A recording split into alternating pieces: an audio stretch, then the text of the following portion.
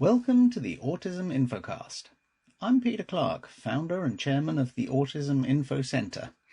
Our podcasts delve into every part of autism and neurodiversity, and we want to help you spread understanding, respect and kindness for those whose lives are affected. Whether you're autistic yourself, or whether you know or care for someone who's autistic, or maybe you just come into contact with autistic people in everyday life.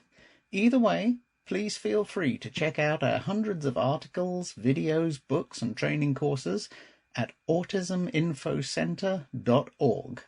And I'll leave you now in the capable hands of today's hosts, Jemima and Theo. Over to you.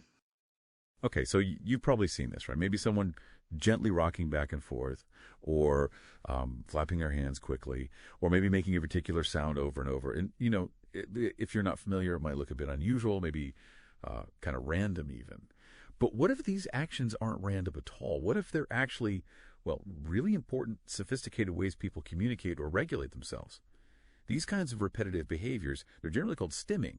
That's short for self-stimulatory behavior. And for loads of autistic people, stimming isn't just like something they do sometimes. It's really fundamental. It's woven into how they experience the world, how they process things, and how they, keep themselves regulated. Exactly. And that's really what we want to get into in this podcast. We want to move past just noticing stimming and actually explore, why it's so necessary, functionally necessary. We'll talk about all the different ways it shows up, for sure, but the really crucial thing is highlighting why acceptance from society is so important. It's not just about being nice, although that's good too.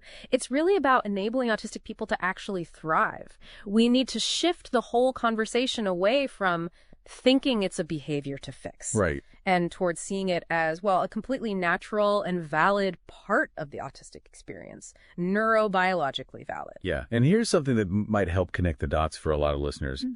Have you ever, tapped your foot when you're waiting impatiently? Mm-hmm. Or clicked a pen over and over while you're thinking hard, trying to figure something out? Mm-hmm. Or maybe, twirled your hair when you're nervous or trying to really focus? Yeah, totally. Those are stims, too. It just shows that pretty much everyone stims, to some degree. Yeah. We all do it to manage how we're feeling inside or maybe help us think. That's such a key point to start with, because while, non-autistic people might stim now and then for comfort or focus. Mm-hmm. For autistic individuals, the stimming is often, much more noticeable, maybe more intense, and it serves an even more critical, constant role. Okay. And that's because their neurotype, their brain wiring, it means they process the world, all the sensory stuff coming in, very differently. So stimming becomes this absolutely essential tool just for getting through the day. Okay, so let's unpack that a little bit more. Mm-hmm. Self-regulation. When we see someone, say, rocking or flapping their hands, how does that physical action, which might seem simple, actually help manage what's going on inside? Emotions, feelings. Yeah, it's actually quite profound. Stimming works directly on the nervous system. It's a powerful way to self-regulate. Think of it like shifting gears. It can help move a person away from that high alert fight or flight feeling towards a calmer, more parasympathetic state. So for instance, that rapid hand flapping. Sometimes that's an expression of intense joy, pure excitement. It's a way to let out that huge positive energy that might feel overwhelming otherwise. Okay, so it's not always about stress. Not at all. But then, on the flip side, something like rhythmic rocking can be incredibly soothing, deeply soothing.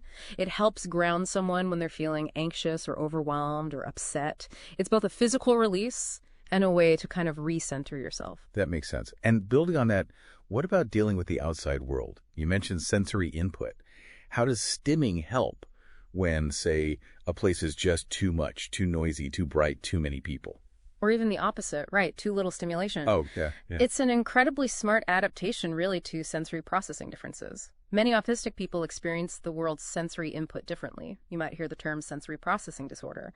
Sometimes it means being hypersensitive, where normal lights or sounds can feel really intense, almost painful. Or it could be hyposensitivity, where someone actually needs more input to feel, present and aware.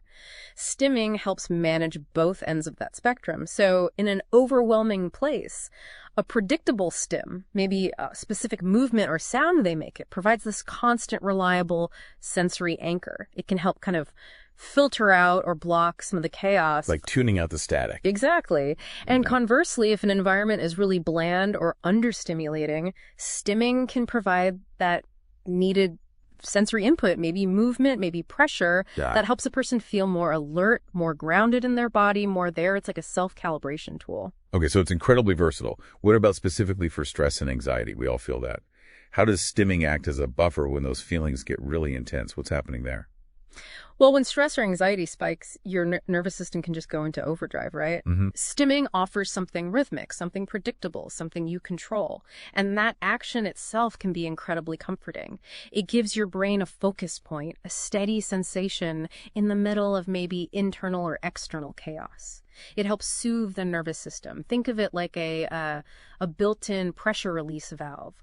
Or maybe like giving your own brain a calming massage. It's a reliable way to find your way back to calm when everything else feels out of control. This brings up something else, communication. If someone finds it hard to put feelings into words, maybe because of alexithymia or just a different communication style, can stimming sort of become its own language? Yeah. Like a really direct way to show emotion? That's a really critical insight, yes. For individuals who might struggle with spoken language or maybe typical facial expressions don't quite convey their inner state, stimming can be this incredibly honest, unfiltered way to show what they're feeling. Someone might literally jump and flap with pure joy, you know? Right, you can see it. Or they might rock really intensely when they're completely overwhelmed, signaling distress much more clearly than words could at that moment. It's a visible sign of their internal emotional state, excitement, fear, happiness, discomfort. And it's not just emotions either.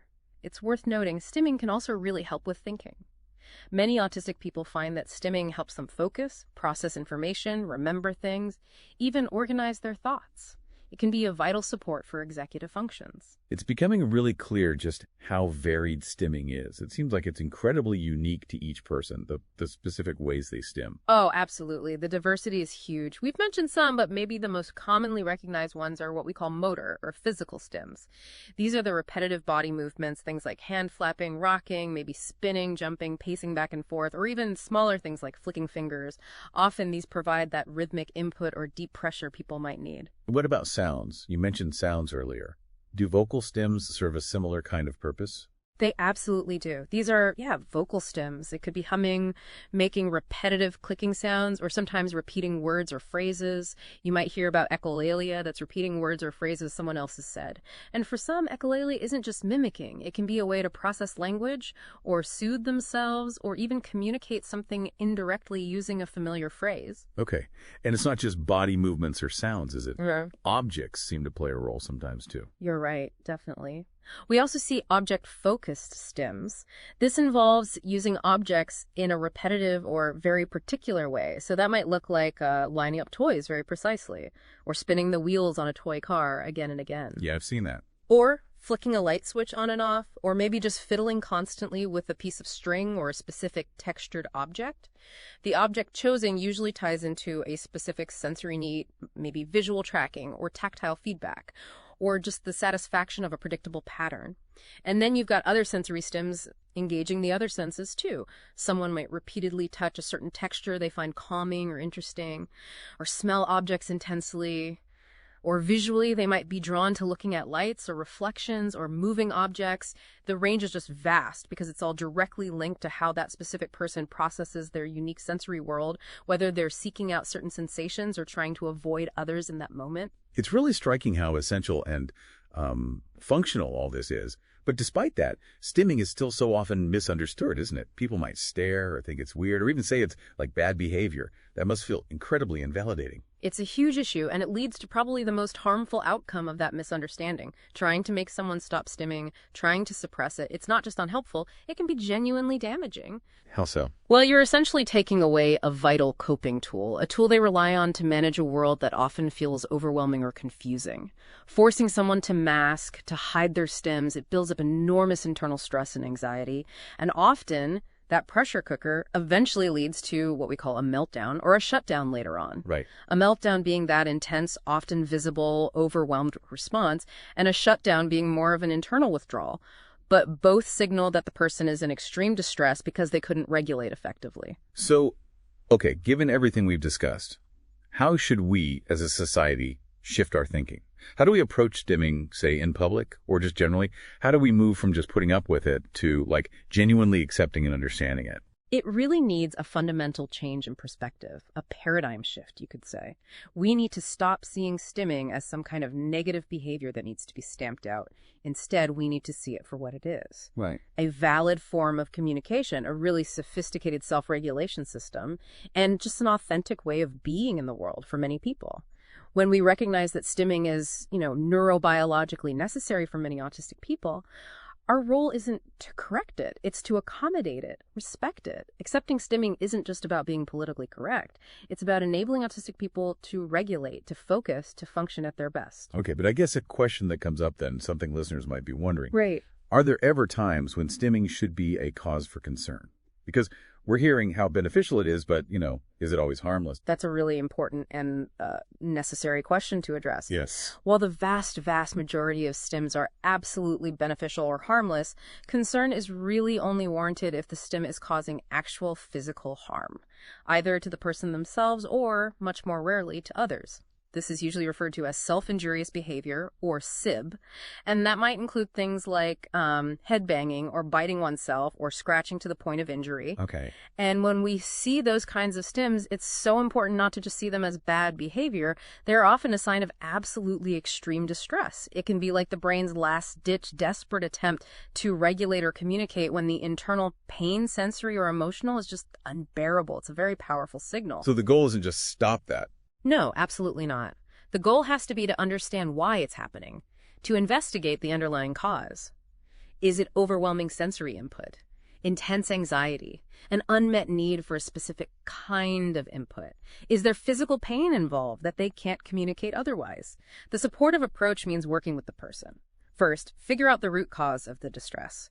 Then, find safer alternative ways for them to get the sensory input or the emotional release they desperately need. That might mean finding a safer stim-like, maybe a chewy object instead of biting, or a punch bag instead of hitting themselves. But even more critically, it means addressing the source of the distress, changing the environment, reducing demands, treating pain, whatever it is that's causing the need for such intense measures. Wow. So really, when you look at it properly, stimming it's authentic, it's functional, it's deeply personal, and honestly, it sounds incredibly intelligent. It's a way autistic people manage a world that, frankly, can often be overwhelming or unpredictable or even painful for them. It's like this built-in toolkit. It absolutely is a sophisticated, inherent toolkit.